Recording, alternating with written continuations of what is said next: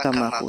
Jadi di sini kita harus pandai-pandai menempatkan sesuatu pada tempatnya, harus berhati-hati, ekstra hati-hati, ya, ekstra hati-hati.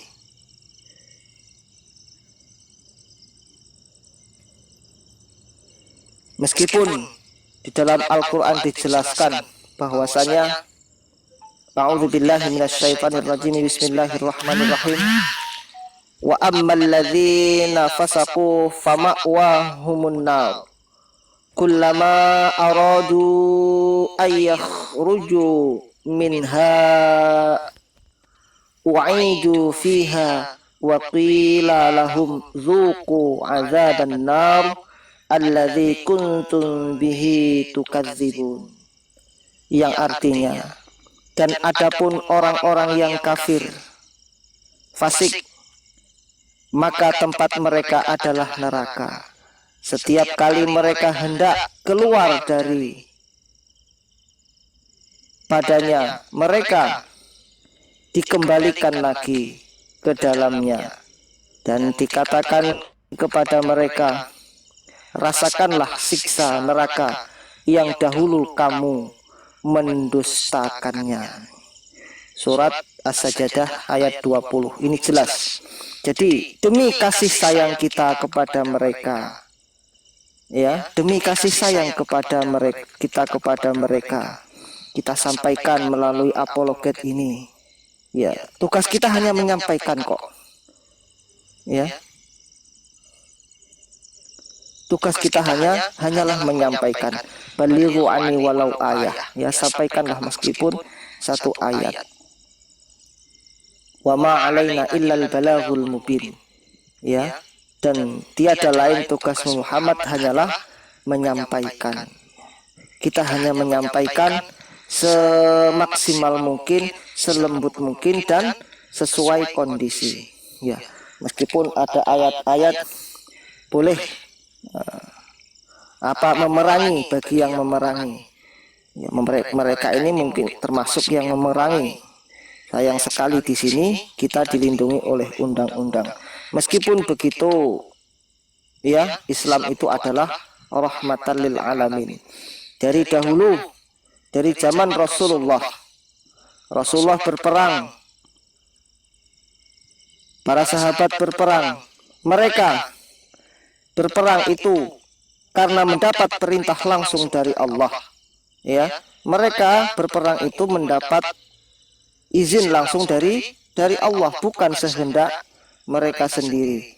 Dan mereka jikalau menguasai sebuah negeri, itu yang dikuasai hanyalah kepemerintahannya saja. Agama tetap dibebaskan. Contoh, ketika Sayyidina Umar bin Khattab memimpin dan beliau mempunyai gubernur Umar bin Abdul Aziz, ya, ketika Umar bin Abdul Aziz ingin membangun sebuah masjid dan ada rumah Yahudi yang rumahnya itu menghalangi atau kurang lebar dalam membangun masjid, atau rumah itu posisinya kurang pas kalau bertempat pada di situ, tentunya menghalangi posisi masjid. Lalu Umar bin Abdul Aziz hendak menggusur rumah Yahudi tersebut.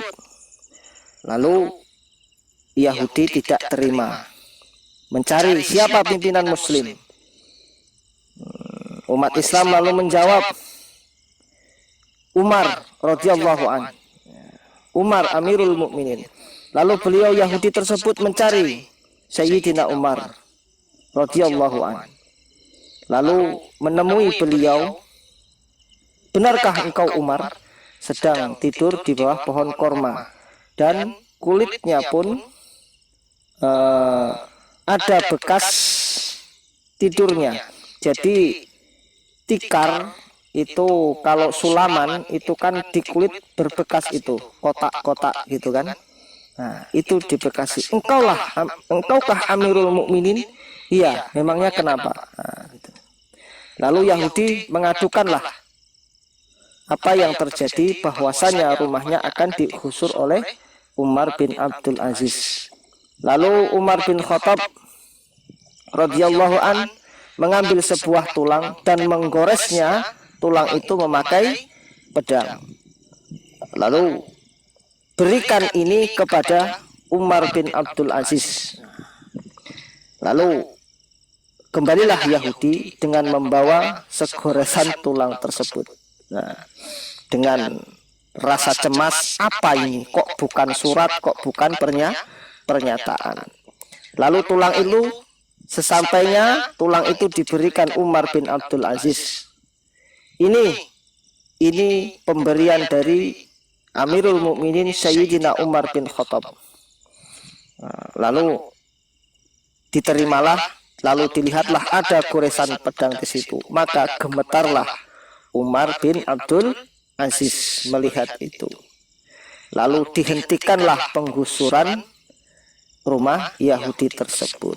Nah, jadi orang Yahudi pun heran, hanya melihat tulang digores pedang saja, kok beliau gemetar, ya, gemetar. Lalu bertanya, wahai Umar bin Abdul Aziz, kenapa engkau gemetar melihat tulang ini?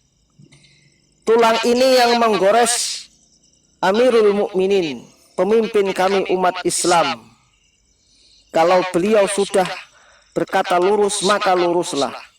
Kalau aku tidak lurus seperti syariat agama, aku akan dibuat seperti tulang ini oleh beliau. Kira-kira seperti itu. Jadi intinya kita demi kebesaran Islam, demi keagungan Islam, kita tidak semata-mata, tidak semena-mena menindas orang lain, ya, menindas agama lain. Yang haklah kita sampaikan yang hak. Kalau toh memang Yesus itu digantung di kayu salib, ya memang begitu kan, terserahlah mereka kan. Tapi kita tetap sampaikan. Nah, di sini di dalam surat Al-Bayyinah Allah Subhanahu wa taala berfirman, A'udzubillahi minasyaitonirrajim. Bismillahirrahmanirrahim. Innal ladzina amanu wa 'amilus solihati ulaika hum khairul bariyah. Jazaohum 'inda rabbihim jannatun tajri min tahtihal anharu khalidina fiha abada. Jadi yang artinya sesungguhnya orang-orang yang beriman dan mengajarkan amal soleh, mengerjakan amal soleh, mereka itulah adalah sebaik-baik makhluk.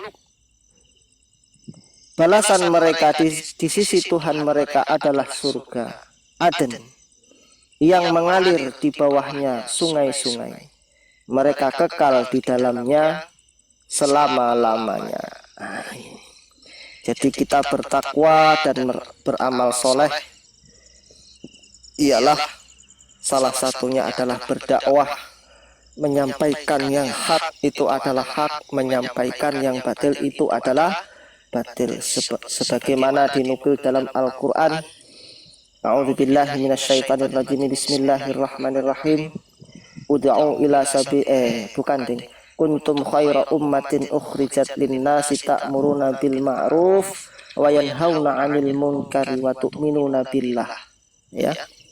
Kuntum khaira ummatin, ya. Kuntum khaira, engkau sebaik-baiknya umat. Ya, sebaik-baiknya umat. Umat muslim adalah sebaik-baiknya umat. Ukhrijat lin-nasi, ta'mur, karena engkau menyeru hal yang ma'ruf dan yang mungkar. Ya. Sebaik-baik umat ini kita lebih baik dari umat Yahudi dan umat Nasrani. Ya, di tafsirnya kenapa kita lebih baik dari umat Yahudi dan Nasrani? Karena kita contoh umat Yahudi, mereka selalu menfitnah, katanya Nabi Isa itu adalah anak haram, anak zina. Ya, kalau kita dan umat Nasrani mengatakan bahwasannya Nabi Isa itu adalah ibu mereka, Tuhan mereka, juga ibu mereka adalah Tuhan mereka. Jadi yang benar tetaplah Islamnya. Makanya Islam lebih baik itu adalah Nabi Isa itu dilahirkan dengan secara suci, ya, wajihan fid dunya wal akhirah, terkenal terkemuka di bumi dan di akhirat, ya. Beliau putra Maryam, anak yang suci, anak yang soleh, ya. Nabi Isa itu adalah Rasul, utusan Allah, ya. Sebagaimana dinukilkan di dalam Bible, aku adalah jalan kebenaran dan hidup, tidak ada yang sampai kepada Bapa tanpa melalui aku. Juga seperti dinukil dalam Al-Quran, ya, qul in kuntum tuhibbunallaha fayaghfir lakum dzunubakum wallahu ghafurur rahim. Katakanlah, wahai Muhammad, apabila mereka mencintai aku, maka ikutilah aku. Sungguh Allah Maha Pengampun dan Maha Penyayang. Nah, jadi sesuai, ya, para nabi itu adalah utusan atau jalan, ya, penyampai firman, ya, sebagai contoh suri tauladan, ya, suri tauladan sebagai contoh untuk menuju kepada agama Allah, ya. Jadi memang berat, ya. Jadi Nabi Muhammad itu adalah suri tauladan dan contoh bagi umat muslim, ya. Itu ayatnya di mana ya, lupa saya. Jadi di sini kita memang berat, ya. Artinya kita di satu sisi paham juga tentang Bible, juga kita juga harus lebih memahami isi Al-Quran. Seperti kejadian kemarin, ya, Kristen bertanya, Iqra itu wahyu pertama turun. Iya. Kenapa wahyu pertama turun? Kan gitu. Dia memframing, katanya Nabi Muhammad itu tidak tahu kalau itu wahyu dari Allah. Iya. Karena mereka tidak tahu asbabun nuzulnya, ya. Sebetulnya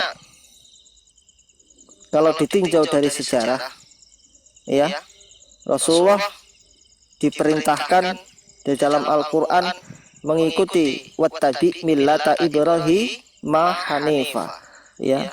Allah, Nabi Muhammad atau Rasulullah Shallallahu Alaihi Wasallam disuruh mengikuti ajaran Nabi Ibrahim yang hanif, ya. Dari situ puncaknya, ya.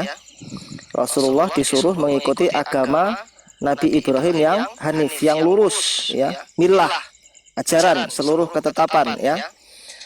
Nah, terus para nabi-nabi itu semuanya sholat, ya, semuanya para nabi sholat, termasuk Nabi, seluruhnya para nabi, Nabi Sulaiman, Nabi semuanya, Nabi Isa, Siti Maryam, mereka sholat, ya. Dalam Al-Quran, ya Isa, ya Maryam uqnuti wasjudi warka'i ma'ar raki'in. Wahai Maryam, bertakwalah kamu kepada Allah, sujud dan rukuklah kepada Allah, ya. Jadi Siti Maryam juga disuruh sholat, Nabi Isa juga sholat, ya. Di antara salah satu bukti Nabi Ibrahim juga sholat, ya, sebagaimana Nabi Musa juga sholat, ya. Ada jejak kaki di Baitullah, ya, jejak kaki ya, jejak kaki di Bukit Merah atau Golgota ya, di Bukit Merah tempat makam Nabi Musa ya, di Masjidil Aqsa ya, di situ ada jejak kaki Nabi Musa. Jejak kaki, kok jejak kakinya cuma satu gitu, harusnya bertanya itu saking beliau para nabi itu sangat menginginkan petunjuk dari Allah ya. Beliau sholat satu kaki, kalau sholat dua kaki itu kurang menantang lah. Jadi beliau sholat itu sampai satu kaki.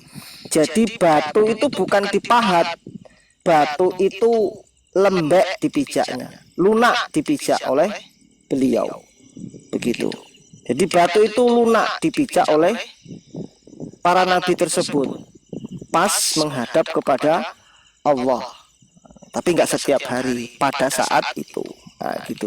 Buktinya Nabi juga punya jejak kaki. Kakinya satu juga jejaknya, yaitu ya seluruhnya itu jejak Nabi Adam juga jejak kakinya satu. Nah, itu pas sholat, saking menghadapnya kepada Allah, saking khusyuknya lah kalau orang sekarang mungkin kan. Nah, gitu. Jadi batu itu sampai lembut dipijak. Nah, itu buktinya sholat. Nah, salah satu bukti mereka sholat. Nah, terus sampai Nabi Muhammad pun ada jejak kakinya kan, googling aja di Google, ada jejak kaki Nabi Adam juga ada, Nabi Ibrahim juga ada. Itu sholat ya, mereka sholat. Nah, pas sholat itu, jadi batu itu sampai lembut dipijak mereka. Nah, setelah itu Nabi Muhammad, baginda Nabi, menetapkan bahwa sholat itu tidak sah kalau tidak membaca surat Al-Fatihah. Ya, masuk ya. Berarti surat Al-Fatihah itu sudah turun semenjak dahulu. Gitu. Maka di dalam Al-Quran ditetapkan, dituliskan bahwasanya surat Al-Fatihah surat pertama. Nah, gitu, surat pertama surat Al-Fatihah. Kalau Iqra itu wahyu yang pertama turun. Perintah Iqra bacalah. Iqra bismi rabbikal ladzi khalaq. Bacalah dengan menyebut nama Tuhanmu. Nah, makanya di ayat pertama Al-Fatihah yaitu Bismillahirrahmanirrahim, dengan menyebut nama Allah yang Maha Pengasih lagi Maha Penyayang. Nah, gitu ya. Iqra, bacalah. Iqra, makanya Nabi Muhammad, baginda Nabi, aku tidak tahu apa yang harus aku baca. Seperti mengulang lagi, lalu malaikat Jibril memberi contoh ya. Bacalah dengan menyebut nama Tuhanmu. Lalu baginda tahu ya, gitu. Berarti surat Al-Fatihah Bismillahirrahmanirrahim, dengan menyebut nama Allah yang Maha Pengasih lagi Maha Penyayang. Nah, makanya surat Al-Fatihah itu adalah ditaruh di pertama surat pertama adalah Al-Fatihah, kedua baru Al-Baqarah. Nah, gitu. Ini melebar kemana-mana ya.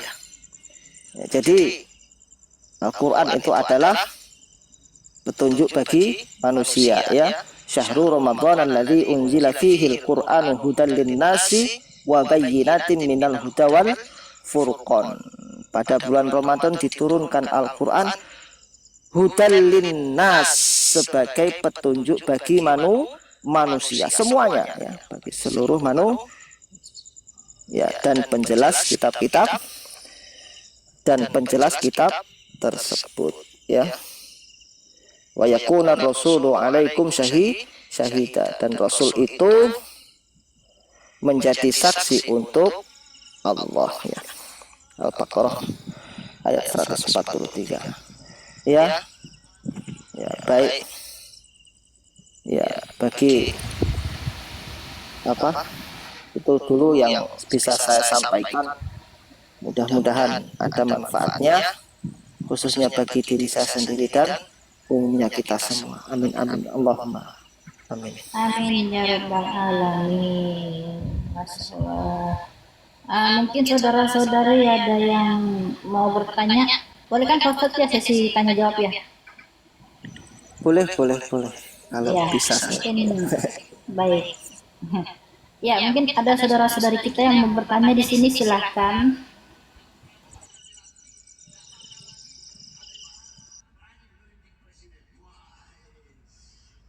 Ada tamu kita. Assalamualaikum Firdaus. Assalamualaikum warahmatullahi wabarakatuh.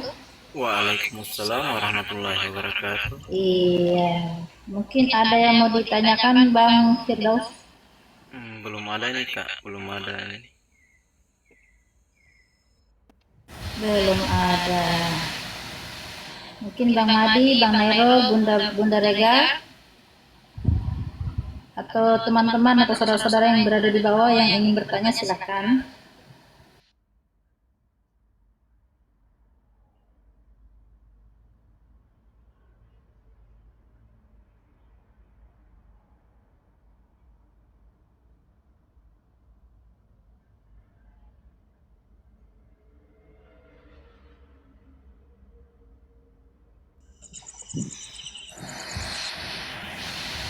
Baik, saya akan membacakan firman Allah lagi ya. A'udzubillahi minasyaitonirrajim. Bismillahirrahmanirrahim. Wala taqfu ma laisa laka bihi ilm. Innas sam'a wal basara wal fuada kullu ulaika kana anhu mas'ula. Yang artinya, dan janganlah kamu mengikuti apa yang kamu tidak mempunyai pengetahuan tentangnya. Sesungguhnya pendengaran, penglihatan, dan hati semuanya itu akan dimintai pertanggungjawabannya. Surat Al-Isra ayat 36. Ini kalau dikaitkan dengan kita berapologet ya, makanya saya mencari-cari ya, atau mengumpulkan dalil-dalil yang membolehkan kita berdebat dengan non-muslim ya, karena saya tidak mau ya menjalani sebuah perjalanan yang tidak ada tuntunannya di dalam Al-Quran maupun hadis ya. Jadi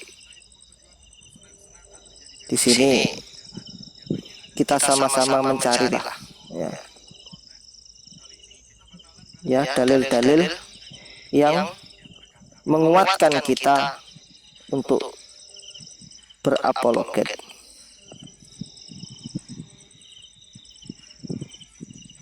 Di sini juga Allah menyindir ya. A'udzubillahi minasyaitonirrajim. Bismillahirrahmanirrahim. Alam tara annallaha ya'lamu ma fis samawati wa ma fil ard. Ma yakunu min najwa salasati illa huwa rabbuhum wala khamsatin illa huwa sadisuhum wala adna min zalika wala aksara illa huwa ma'ahum aina ma kanu summa yunabbi'uhum bima amilu yaumal qiyamah innallaha bikulli syai'in alim. Yang artinya, tidakkah kamu perhatikan bahwa sesungguhnya Allah mengetahui apa yang ada di langit dan mengetahui apa yang ada di bumi. Tiada pembicaraan rahasia antara tiga orang, melainkan dialah yang keempatnya. Dan tiada pula pembicaraan antara jumlah yang kurang dari itu, atau lebih banyak, melainkan dia ada bersama mereka, dimanapun mereka berada. Ya, dari sini juga berarti di setiap tingkah laku kita akan dicatat oleh Allah dan Allah menyaksikan ya segala tingkah laku dan perbuatan kita. Jadi kita harus berhati-hati. Tapi ada hadis yang menyatakan bahwasanya apabila kita ditanya siapakah saudaramu umat muslim dan siapakah musuhmu orang kafir. Nah, di sini kita akan jelas ya. Di sini melalui apologet ini kita akan jelas ya. Kita nasihati mereka ya, asal mereka mau saja.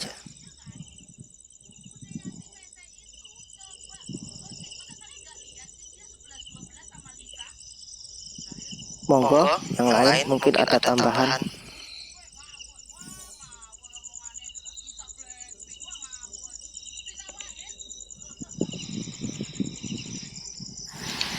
Iya.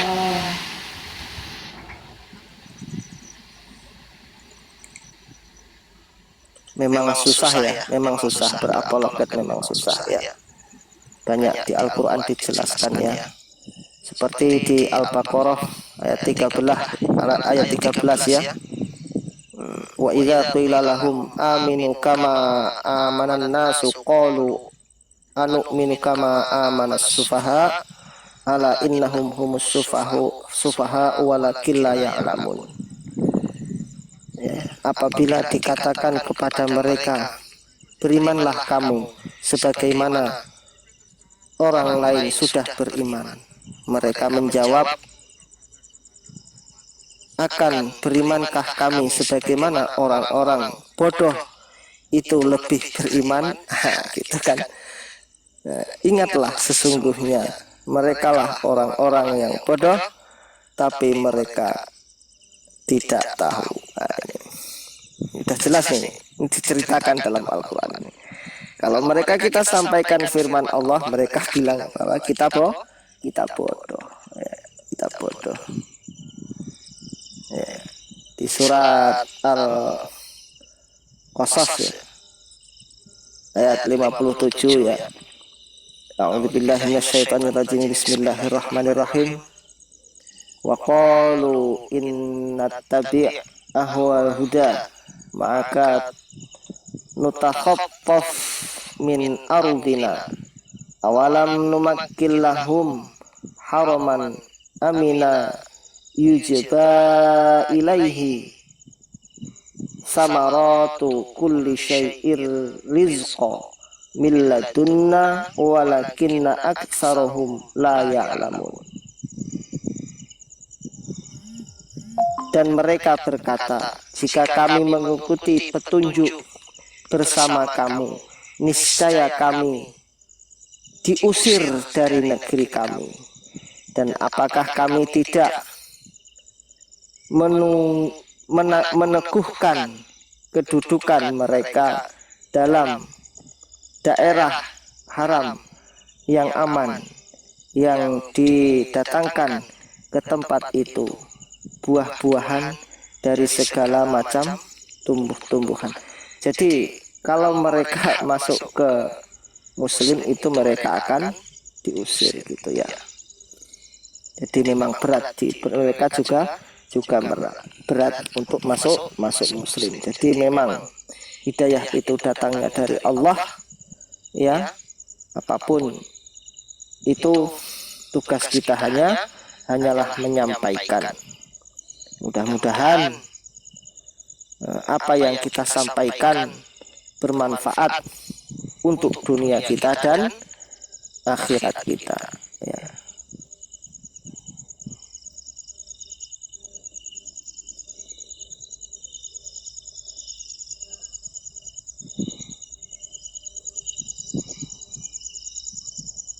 Monggo yang lain mungkin ada yang ditanyakan gitu.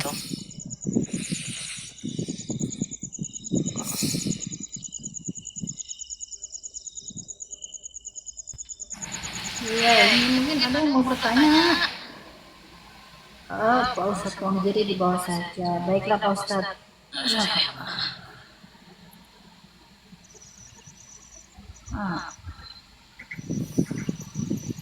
Ayo yang mau bertanya silahkan.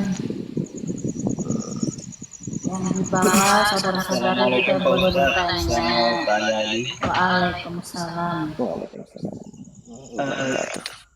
Tugas-tugas utama Rasul itu apa aja Ustaz? Menyampaikan risalah Allah dan menjadi bukti bahwa Allah itu ada. Ya. Saya tanya. Sebagai suri tauladan itu bagaimana sih? Lupa aku ayatnya.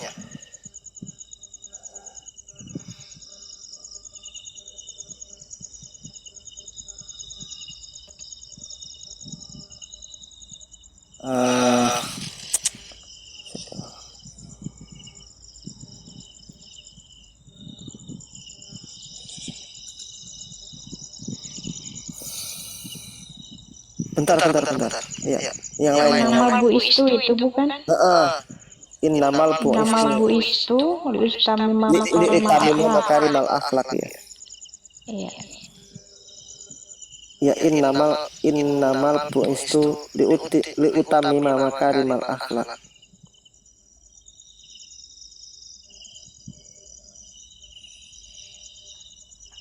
Sesungguhnya Rasulullah itu adalah contoh dan suri tauladan yang baik.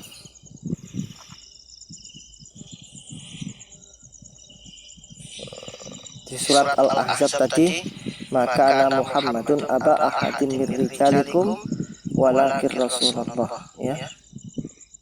Sesungguhnya Nabi Muhammad itu bukan bapak di antara kalian dan beliau adalah Rasulullah sebagai Nabi penutup.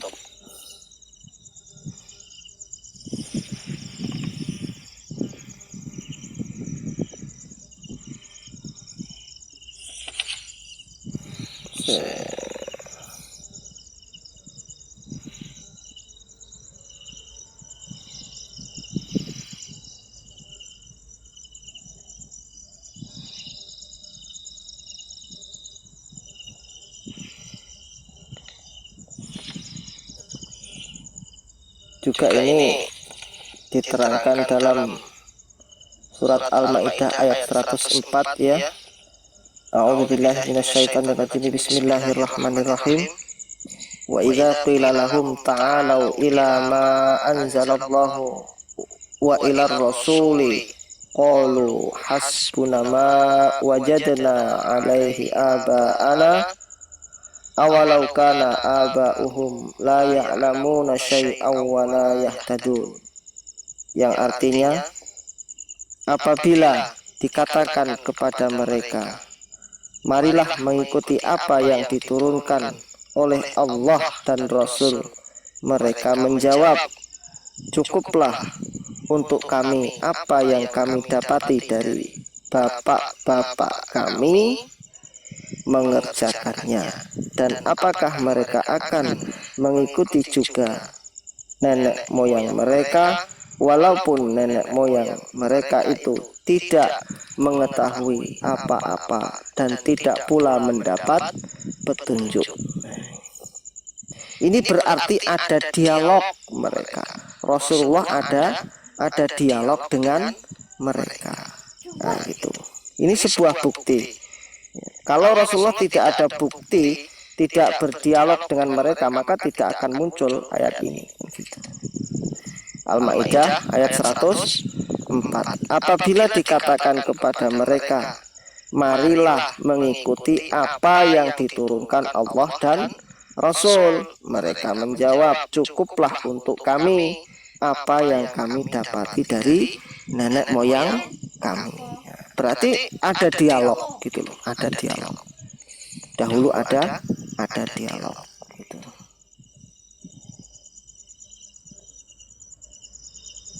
Nah, gitu. Tadi di surat Al-Baqarah ayat 13 juga sudah diterangkan juga berarti ada dialog. Apabila dikatakan kepada mereka, berimanlah kamu sebagaimana orang lain sudah beriman? Mereka menjawab, aku akan beriman akan berimankah kami sebagaimana orang-orang bodoh itu beriman. Nah, gitu ya. Jadi berarti ini pun ada dialog ya gitu.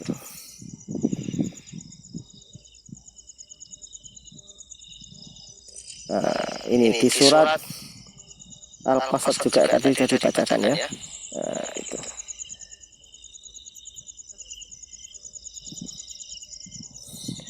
Jadi Nabi Muhammad itu sebagai saksi juga petunjuk ya, menunjukkan firman Allah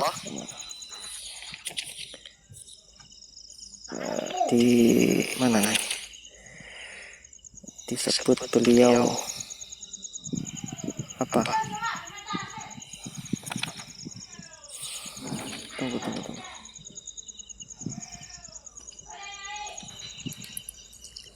Monggo. Waalaikumsalam warahmatullahi wabarakatuh. Monggo. Waalaikumsalam warahmatullahi wabarakatuh.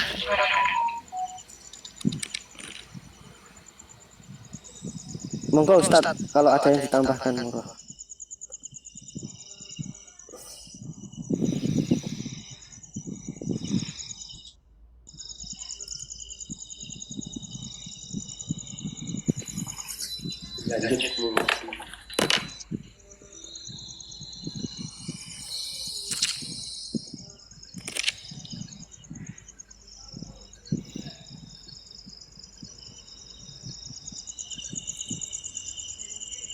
Nah, di surat At-Taubah ayat 13 ya.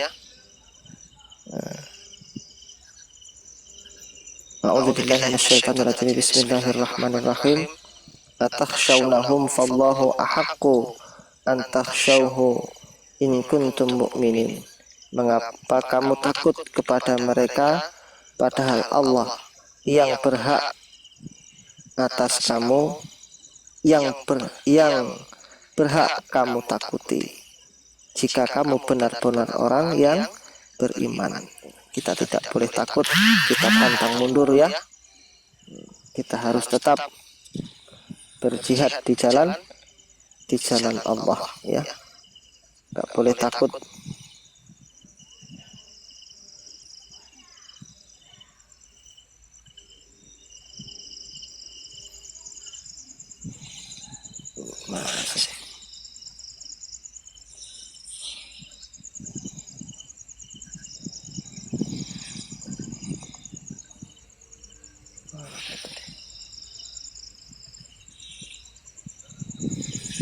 Monggo Ustaz Wong Kiri mau ada tambahkan mungkin.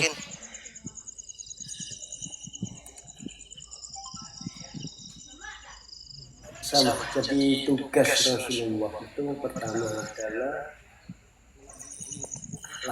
innama bu'istu liutamima makarimah. Jadi aku diutus ke dunia ini untuk memperbaiki akhlak. Itu tugas pokok utama Rasulullah Muhammad SAW. Kemudian yang kedua, itu sesuai jabatannya, yaitu seorang Rasul. Seorang Rasul adalah pembawa risalah. Pembawa risalah, yaitu risalahnya apa? Ya berupa Al-Quran. Terus bagaimana cara mainnya? Yaitu di dalam hadis. Ya contohnya, kalau di dalam Al-Quran itu diperintahkan untuk sholat. Tapi bagaimana tata caranya sholat adalah di hadis. Kenapa demikian? Karena kita tidak sezaman dengan Rasulullah. Jadi dikatakan bahwasanya karena kita tidak sezaman dengan Rasulullah, maka Rasulullah mencontohkan itu dalam hadis. otomatis kita harus cari tahu kalau hadis itu harus hadis yang betul-betul sahih. Ya, saya rasa itu aja dari saya ini, Ustaz. Minta maaf, ini di tempat saya hujan, jadi saya hanya mendengar aja lah. Dilanjut, Ustaz.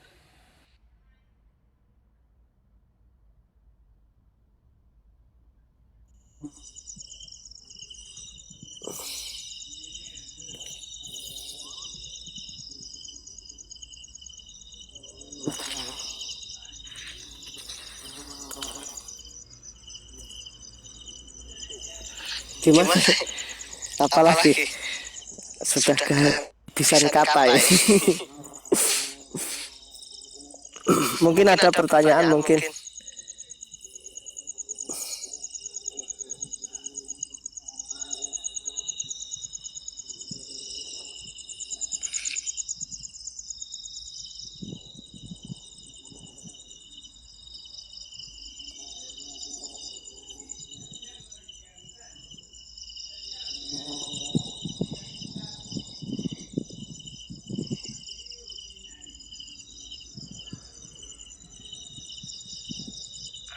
Ini Ustaz, ada pertanyaan. Apa saja perbedaan Nabi dan Rasul itu, Ustaz?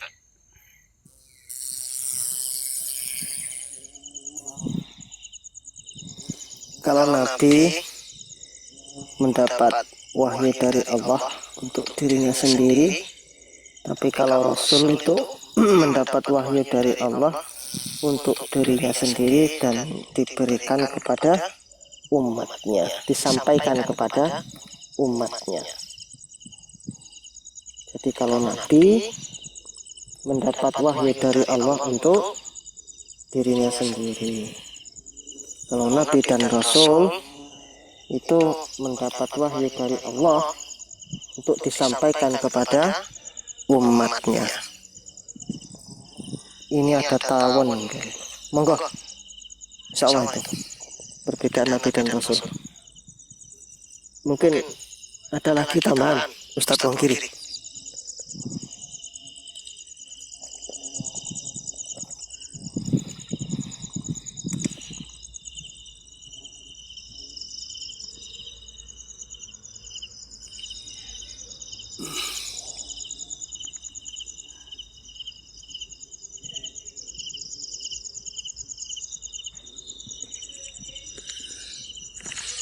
Enggak apa-apa loh, enggak usah tegang-tegang loh. Ustadz Wong Kiri itu Ustadz kita itu enggak usah tegang-tegang. Di surat Al-Hajj itu, Ustaz. Wa ma arsalnaka min qablika min rasulin wala nabiy.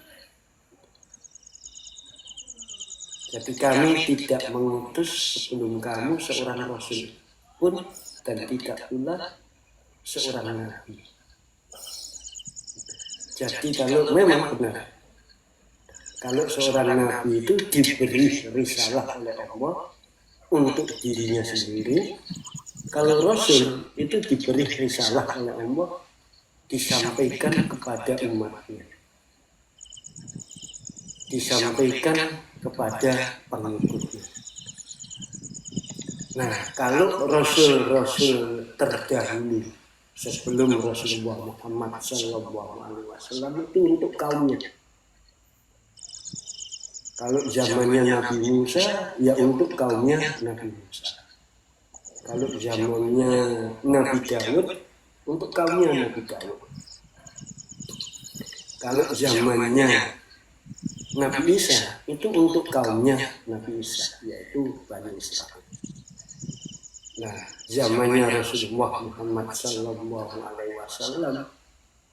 itu wa ma arsalnaka illa rahmatan lil alamin, untuk semua alam.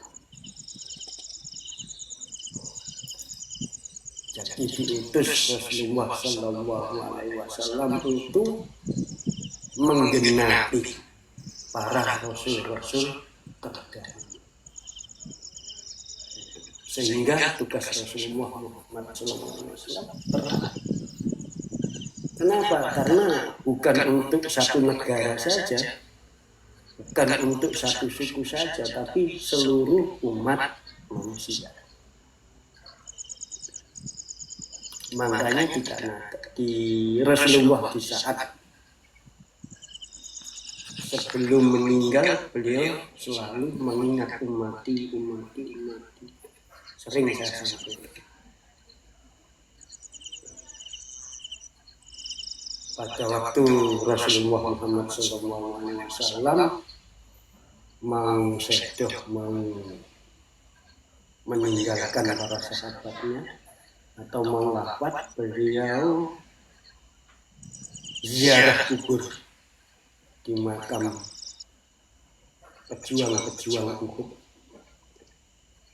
Rasulullah termenung di sana. Sahabat bertanya, ya Rasulullah, kenapa antum termenung, mukanya suram, kenapa?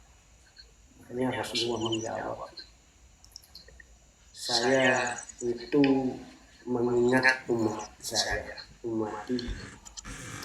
Apakah saya bukan umatnya ya Rasulullah? Para sahabat tanya. Ternyata jawabannya Rasulullah, lah, antum ashabi, kamu ini sahabat saya. Yang dimaksud umatku adalah orang yang tidak kenal aku, tapi melaksanakan apa yang aku perintahkan.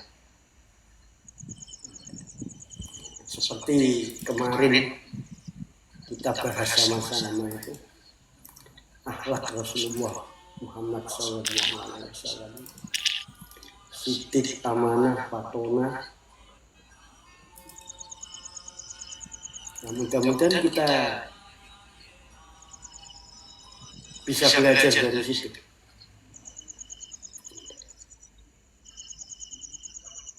Kenapa? Karena kita kan kepingin jadi umat Rasulullah. Jadi kita harus belajar sifat-sifat Rasulullah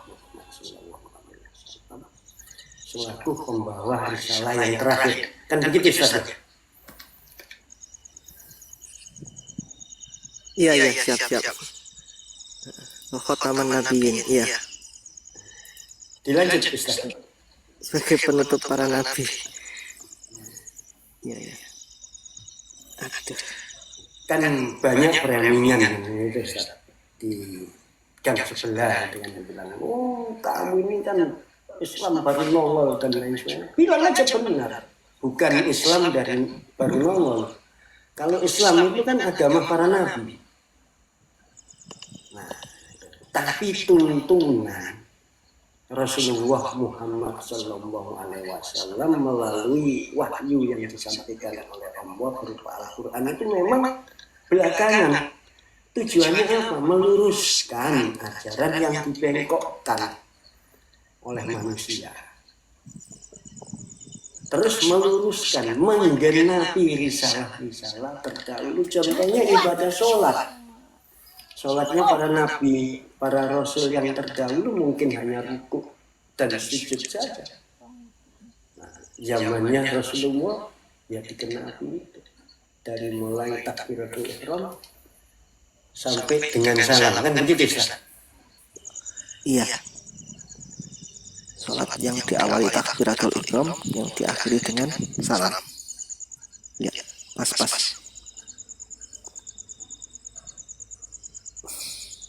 Di tempat saya hujan, Ustaz. Nanti takutnya saudara-saudara kita terkena air hujan. Oh, nggak ada Pak Ustadz, aman. Aman.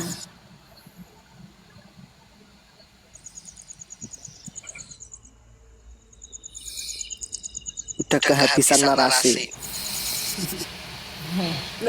Nanya jawab aja tentang keislaman atau tanya jawab tentang akhlak Rasulullah. Itu lebih enak.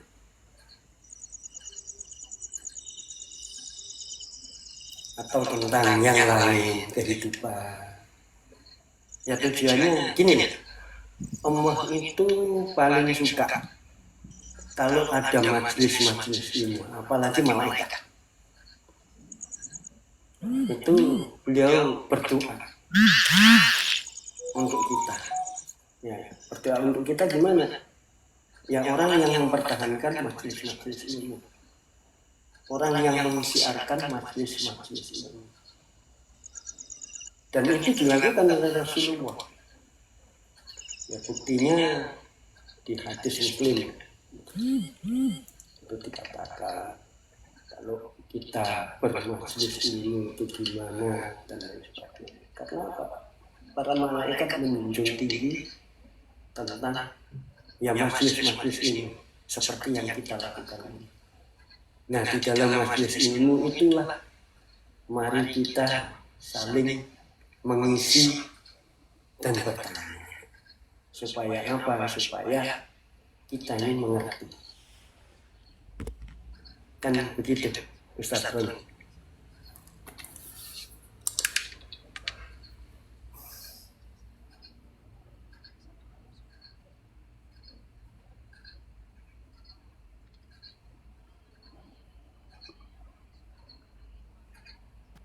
Ustaz Roni, kok tenggelam?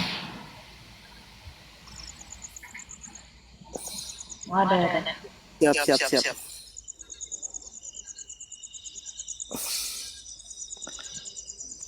Iya, ini mungkin ada yang mau bertanya. Bertanya lagi silakan. Saya tanya jawab.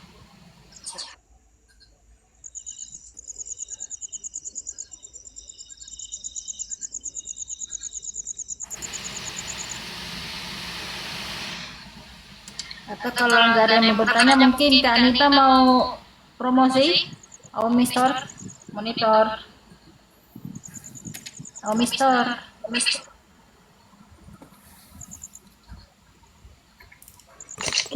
Skip dulu, aku lagi sibuk banget. Oke. Di-skip dulu.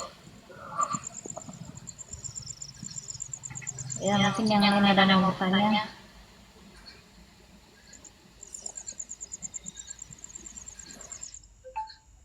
Gini Ustaz, ada pertanyaan saya ini. Dalam keyakinan kita umat Islam ada 25 nabi kan. Tapi kenapa cuma 5 nabi yang diberi gelar ulul asmi?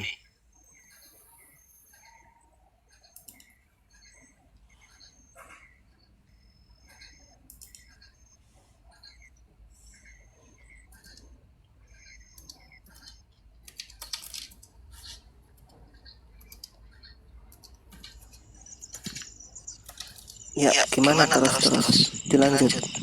Dalam keyakinan kita kan ada 25 nabi ya Pak Ustaz. Tapi kenapa cuma 5 yang diberi gelar ulul asmi?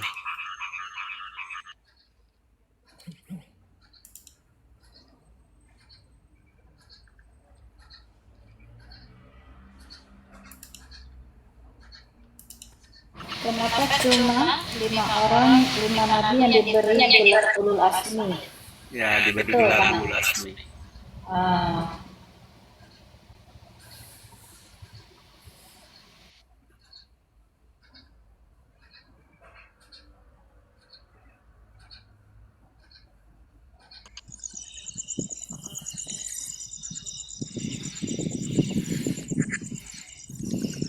Iya Ustaz, ya mungkin jawabannya di apa itu, mereka diuji sesuai kemampuan mereka. Para nabi, para ulama itu di mana ya ayatnya ya? Di surat Asy-Syu'ara ayat 13. Jadi kan gini, konteksnya itu ulul asmi itu artinya apa? Itu dulu yang perlu kita duduk permasalahkan. Jadi ulul asmi itu kan terdiri dari 2 kata, ulul dan asmi.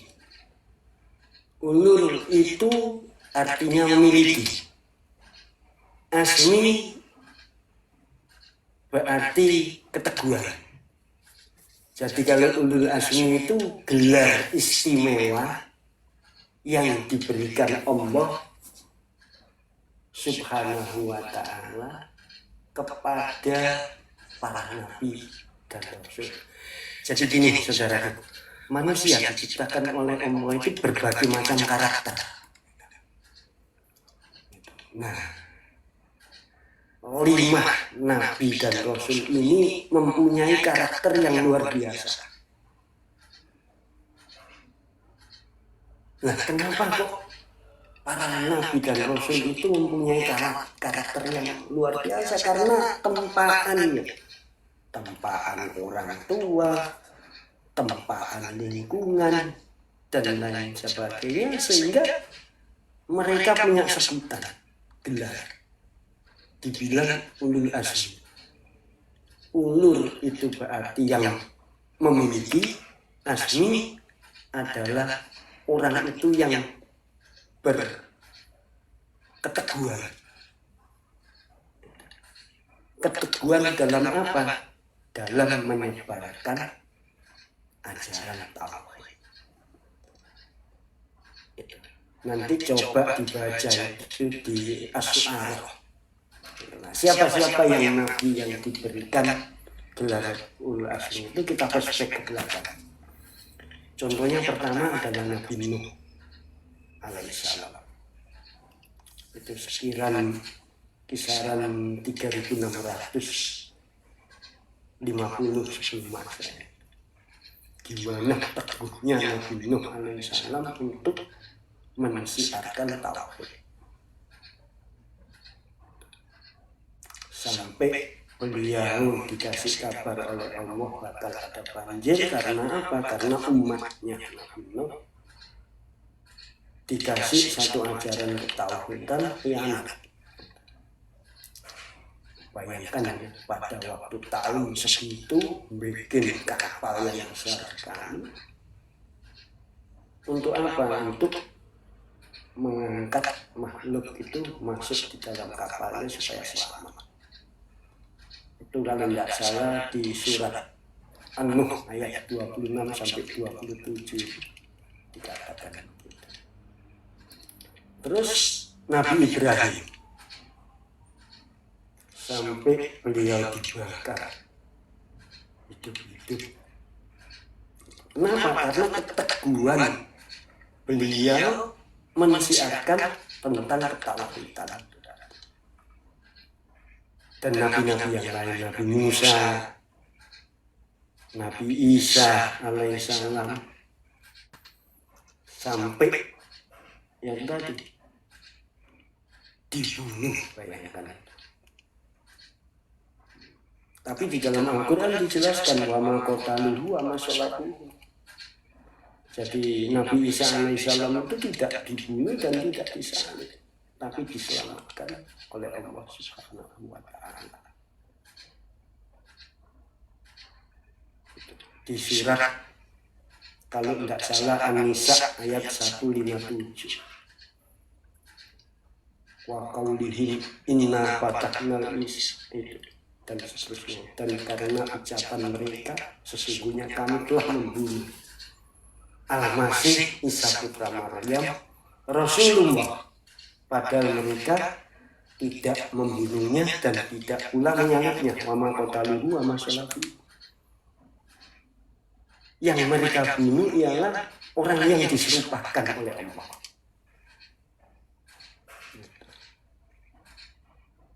Jadi yang mereka bunuh itu adalah orang yang diserupakan oleh Allah. Jadi diserupakan dengan wajah Nabi Isa alaihissalam. Sesungguhnya orang yang berselisih paham tentang pembunuhan itu, yaitu tentang pembunuhan Nabi Isa, itu benar-benar dalam keraguan. Makanya sampai sekarang ini ya gontok-gontokan siapa yang dibunuh dan siapa yang membunuh. Sampai sekarang kan berselisih. Benar kan? Ada yang ini yang dibunuh, itu yang dibunuh. Allah mengatakan di dalam Al-Quran surat An-Nisa 157 itu. Jadi Al-Quran ini benar.